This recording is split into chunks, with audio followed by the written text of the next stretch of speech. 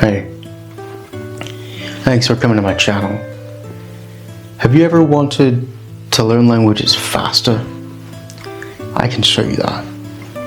I'm going to compare Ukrainian and Welsh today to show you that between Indo-European languages there are certain sets of words. I've broken them down into 8 different kinds of words for you, which you can concentrate on these first and you can learn languages faster. Hey, if you are new here, please consider hitting that subscribe button and joining me so you get more of this content. Now, what about these languages here? Ukrainian is a Slavic language and Welsh is a Celtic language.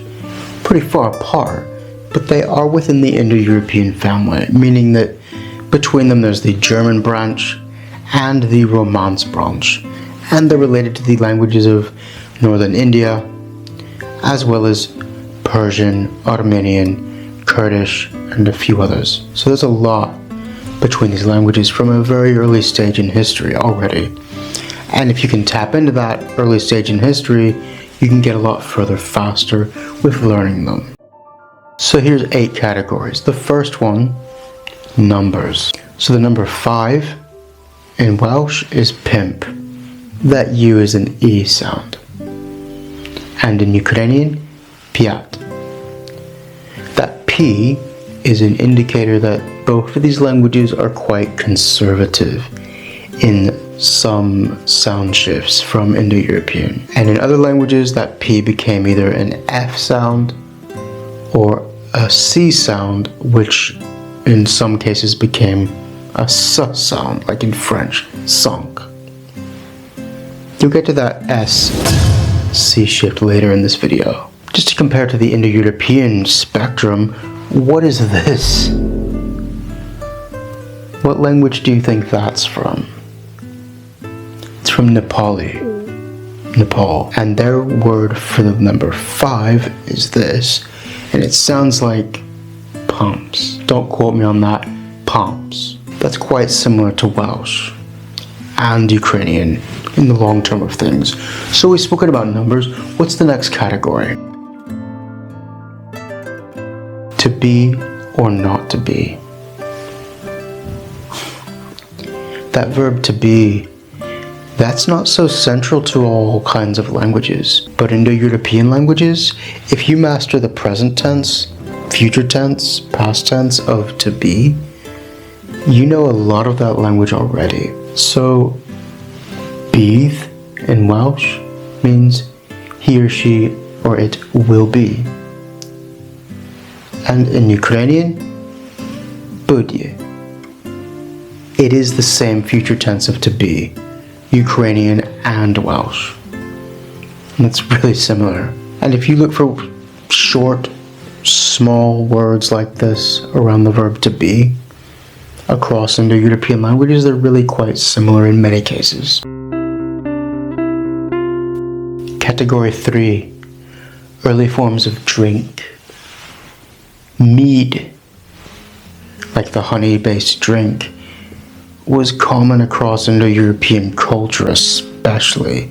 It was ritualized and shared between their religious beliefs all the way from India to Scandinavia and into the British Isles. And so, knowing a word like mead, mead in Welsh, and in Ukrainian, med. This can also mean honey, which the two are very related. These two words here, med and med, are clearly related. And if you know this word and other basic words like the word for wine or the word for beer and its different relations, you can get very far in languages related to each other. Water. And just going back to Nepali, that's a different word from the last one. That's mida. So the word mead, med, is common between over 50 different languages.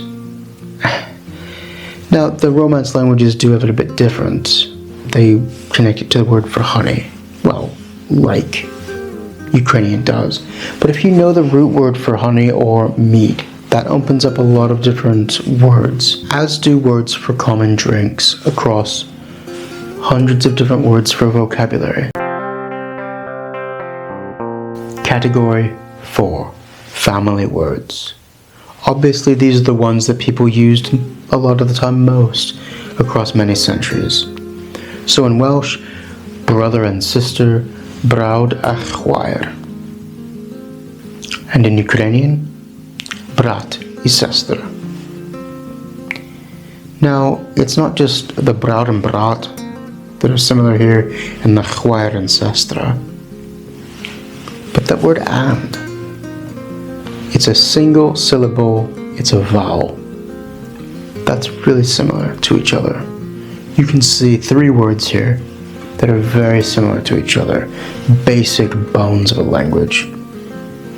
But if you focus on those family words, you can pick up a lot of a language, like connecting words like and, without even realizing that you're picking them up. 5. Religious context. Not so much going into Persian and Indian, but for the Indo-European languages of Europe, especially, Christianity was a unifying factor. And although, yes, the Eastern Orthodox and the Catholic Church broke off quite early, they shared an incredible amount in common. So can you guess what this word means without me telling you what it means? In Welsh, monarch, and in Ukrainian, monarch. In Greek, monarchos, which is what it comes from in Ukrainian. And in Latin, which gave this word to the Welsh through Catholicism, monarchis.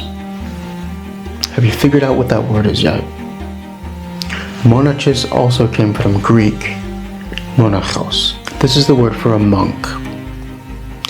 And you'll get lots of words, like words for ecclesiastical buildings, rituals, even gods and beings themselves, which are common between Indo-European languages. So that's a good category to know. 6. Blending words. What do I mean by this? Well, let me show you these 2 words first. Kamiskev. And how do you think you pronounce that? There's that C and S I mentioned earlier. This is Sumish. And that C and S changed over time in various languages. But still, Sumish and Kamiskev are quite similar, and this means a mixture. A mixture of foods is what it came from, in them being similar originally. And these words that talk about blending, like fruits, berries, oats, porridge, different types of liquids together, and those ingredients of early foods like flour and meal and seeds. These words are often very common between different Indo-European languages, and if you focus on those, you can pick them up often much faster because they're the same word in many cases. Kamiskev, Sumish, mixture. 7. Words connected to Roman influence. Rome was like, what on earth has created this superpower that has come down with technologies from the sky that we have never encountered before? That was the level of staggering technological advancement which confronted the native peoples of Europe when they were confronted with Rome. And not even words for technology. You get kastan and kashtan in Ukrainian. These are the same word, and this means a chestnut. Rome spread goods, plants, animals, changed how people used agriculture. And a lot of words to do with agriculture come from Latin across Indo-European languages, especially within Europe. Now I'm giving you a subset category here This came into Ukrainian through Polish, which came into Polish through Latin. And this in Welsh came into Welsh through Old French, which came from Latin. We think it may come directly from Latin. In any case, you have words entering into languages like Polish and French, and then seeding into Welsh and Ukrainian.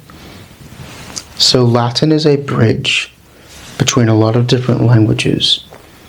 And if you look for Latin words, early Latin words, things to do with agriculture, you can find a lot of words that you're familiar with that you wouldn't expect, like chestnut. 8. Words for time and elements in the sky. In early Indo-European culture, celestial bodies were connected to how people measured time. The Welsh word amser for time literally means the moving of the stars around us. So that's how people saw time. And in many languages, the word for month and the word for moon are exactly the same word. Like miesiec is moon in Ukrainian. And it's lleuad in Welsh, or lloer. But here's where you get one free here. This also means month in Ukrainian. There's no difference. But mis is the word for month in Welsh. And there's a difference here that if you're aware of, you can figure out things in several languages much faster. In Romance or Latin-based languages and Celtic languages, month and moon tend to be different words. So, in Scottish Gaelic, Gaelach is moon and moish is month. In French, you get mois is month and la lune is moon. But in Slavic languages, like Polish, Russian, etc., these month and moon tend to be exactly identical. So in Czech, miesiec, and it's the exact word for both. But German is kind of a middle ground in terms of the changes between such words. So moon and month, those are related. In Dutch, maan and maand, a very subtle D at the end. So you see there's a spectrum of how people identify the word month and the word moon.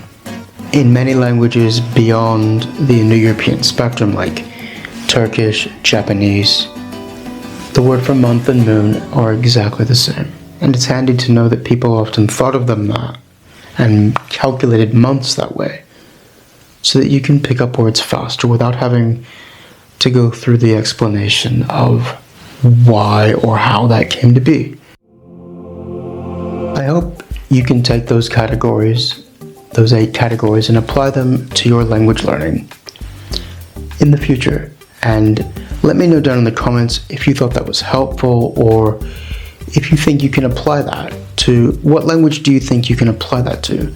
Are there any beyond the Indo-European family that you think that applies to? Or what languages in the Indo-European family do you think that would help you learn languages faster with? Which languages do you want to learn? Let me know. Hey, diolch yn fawr am wylio. Thank you very much for watching. We will see you in the next episode.